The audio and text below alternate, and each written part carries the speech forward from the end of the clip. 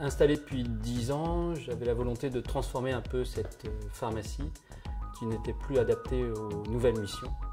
Donc il fallait trouver un compromis entre augmenter l'espace, la présentation des produits et faire des zones à part pour les vaccins et tout ce qui est nouvelles missions et diagnostics. Donc j'ai choisi donc de faire appel à un agenceur spécialisé.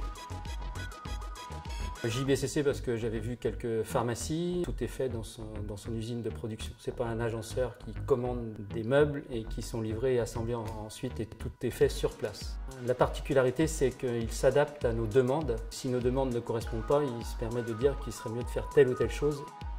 La pharmacie est propre à chacun, c'est-à-dire que ce n'est pas une pharmacie où je vais retrouver les mêmes meubles dans une autre pharmacie. On personnalise l'agencement. Pour arriver au résultat final, après choix de l'agenceur, un premier rendez-vous se fait à la pharmacie. L'agenceur prend les différentes mesures, les demandes me concernant, les cotes. Ensuite, lors d'un deuxième rendez-vous qui a lieu à peu près 3-4 semaines après, la présentation de ça est faite sur un plan 2D sur lequel on a l'agencement et la nouvelle organisation de la pharmacie.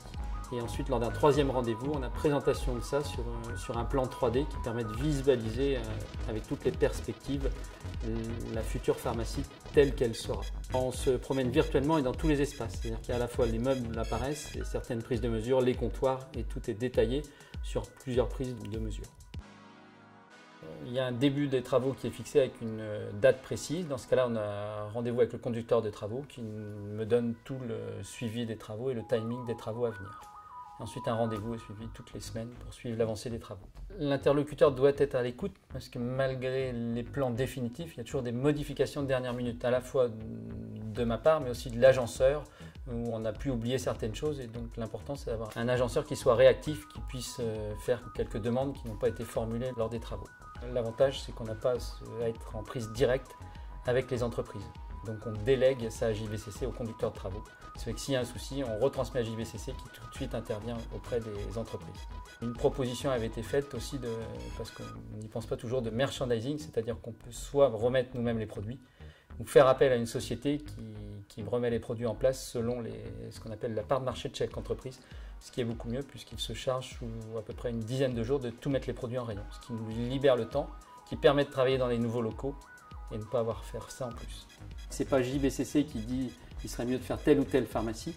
Il prend en compte nos demandes, même si peut-être elles ne correspondent pas à son choix. C'est-à-dire qu'il est vraiment à l'écoute du pharmacien et il fait en fonction des demandes.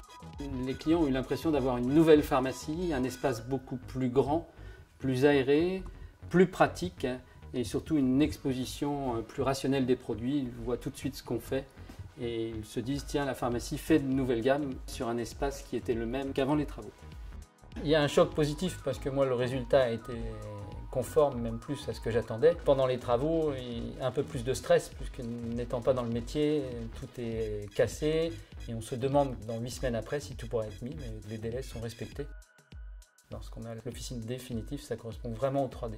D'où l'intérêt du 3D parce que si on fait un plan classique, on n'a pas cette idée de profondeur de la pharmacie et on ne voit pas les différents espaces.